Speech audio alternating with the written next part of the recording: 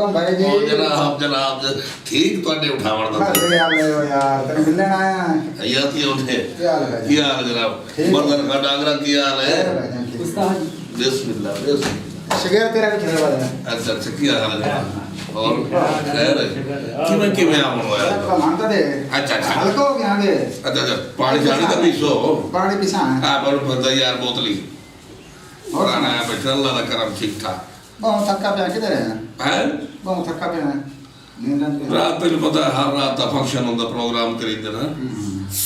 मैं आखिर यार फंक्शन नहीं चुकावना चाहिए क्योंकि रोटी का मसला है क्योंकि मेरा कारोबार के प्रोग्राम ते जावना शादियां मेले ते जावना जिथे किसी बुलावना उन्होंने कोल पेमेंट ला के फंक्शन ते लग जाओ यानी कि सुबह घर टेंशन हैदरा बैठे कर मैं पा लेना तो विवाह नहीं हो सामने नहीं नहीं भी भाई ना नहीं वो टक्को नहीं खुले दा पुराने तुसी हल क्यों बैठे हो सही को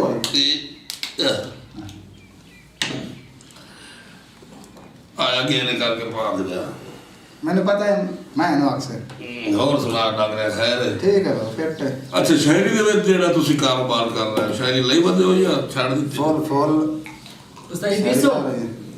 नहीं जी एक घुट तो नहीं पियो ओ एक ता पियो अच्छा अच्छा क्लोजर मैं आप पे पी दे मगर ना ओ बस जी एक का खा अच्छा अच्छा अच्छा गल है मंजूर बिरा आए ता है जेड़ी अगले बार हिंदुस्तान दा जहाज अपने मन हमला करने आया है बिल्कुल बिल्कुल सुनिया तू विच खलोता हमले दी गल नहीं हो तो मैं विच मौजूद हां जो इंडिया ते जहाज आया ना अपने पाकिस्तान दे विच अच्छा मोस्ट टाइम मौजूद हां विच कहानी की में कहानी है जो मेरी आई फुफी अच्छा मेरी फुफी का नाम फुफी रानी अच्छा हाँ वो दादो का खंडित आई कोई नहीं जो मैं घर आवा मैनू तंग करें दी और किसी ने नहीं मैनू उस आख्या वे मेरा पुत्र किलू मैं कहो यार अम्मा मुंह दा फुआरा तो बात कर तू तो मेरे मुंह दे लड़ी कड्डी हुई और फूसा साड़ मैं कहा हुक्म का बजड़ा मैं मरन नु चल लिया मैं आख्या ते मगरू लो हाँ मामा नाल मजाक करे ना अच्छा मैं कहा मैं हुक्म कर दस किया नहीं बजड़ा नसवार मैं साथ आई हूं मैं कहा किथे आपने यार फबाद अलग चिराग ख्याल पट्ठा है उत्तु मैं इट्टा दुआवण गई ते मेरी नसवार डाय पई ते ये नसवार तो मेरी लाभ ले मैं भाव नसवार न पड़ वास्ते गया नसवार मैं और नहीं लाभ लगे इधर तो इंडिया का जहाज दे रहा है ना अच्छा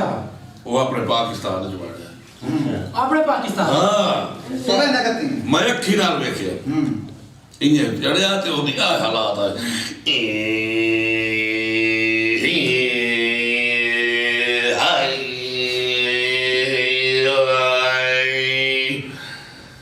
जेड़ा है ना अपना जवान आसन सदीकी उन्हें पता लग गया आए आए आए उसका मामला कर दी है अच्छा ओदा जेड़ा जहाज है तो जहाज दा प्रेशर इतना है जी इंडिया का जहाज जेड़ा है ना ओदी हालात मैं तुहानू दसे ना जेड़ा जिवें आसन सदीकी है ओदी मैं तुहानू दसे पहले इंडिया का जहाज आ रहा है अज में चपाती कुत्ती नहीं पाउंदी पढ़ाना यानी कि गली जुटा पे ते मगरू चपाती कुत्ती पागी ए ओदी हालात है इंडिया जेड़ा आसन सदीकी अपना जवान है अल्लाह दी हयाती करे शेर है साडा बब्बर शेर बल्कि शेर वाला ही शेर है ओदे जहाज दा प्रेशर इतना है कि अगले इंडिया वाले जहाज तो बहुत कंबल लग गया उस आके कदे नहीं मैं बचता मर गया था ये आसन सदीकी थे मेरा सिर उड़ा भी उड़ा आसन सदीकी का जहाज आया इस तरह और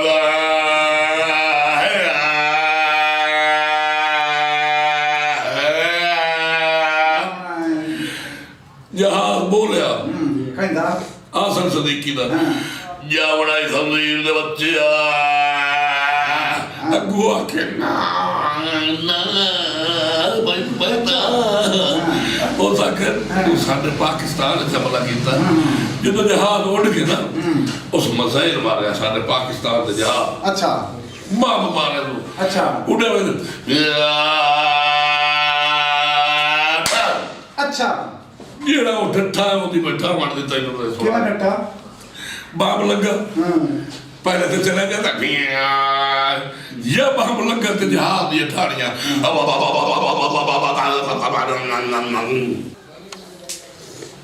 मेरा बिना जो ये जहाज की हालात हुई तो ये डठा है ना मेरी जारी ये मेरे अखी का देखो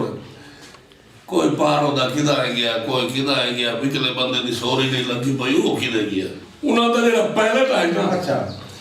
वो जहाज जो ये निकलिया जिवें गिद्धड़ कमान भी निकलता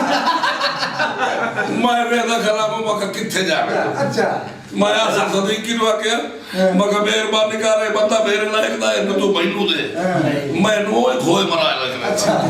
मैं ओदे मगर भाग गयो आई तू जाके नड़या हां मका पोत सूरा ये तो की समझया है भाई ये जट्टा बदला पाकिस्तान है तो समझया भाई ये बहुत दिल मैं खड़े होनुआ दुबाई उन्होंने पेश चकीता फौज मका फौजियो मार मजदूर किरलो दा सलाम हो आज तो बाद इंशाअल्लाह ताला पाक फौज जिंदाबाद और पाकिस्तान